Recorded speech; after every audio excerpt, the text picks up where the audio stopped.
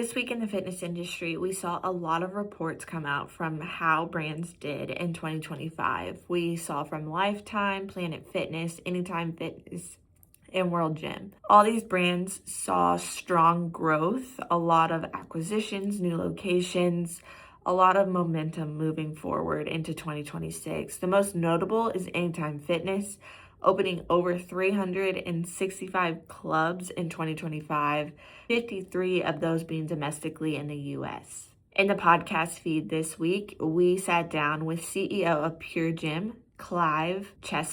Clive dives into Pure Gym's expansion into the US, its continued growth globally, its acquisition of Blink Fitness, and so much more. It's a great conversation with our editor-in-chief, Rachel Jonko. Speaking of Rachel, her and Luke Carlson also dropped an episode of our research debrief, and they dive into the different motivations of men and women when it comes to personal training. So if you're looking to grow that department in your facilities, it's definitely a listen to see how you can really lock into both the male and female demographics. I spoke with Rusty Jose of Fitness EMS this week.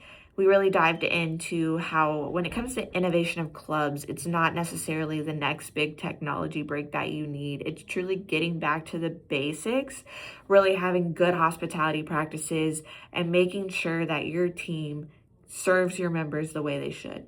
I also talked to Matt Goebel, the CEO and founder of Woven this week, and we talked about how expansions and acquisitions really aren't that difficult in today's day and age. Private equity firms are really diving into the fitness industry. So having more locations isn't the issue. What is the issue, however, is making sure your brand and culture transform across all of those locations. This week, we also released a feature on all things marketing. We spoke with experts from Roar, Upswell, Active Wellness, and Village Health Clubs, and they dive into really the key behind successful marketing strategies. This includes tips on personalization, educating the member, and so much more.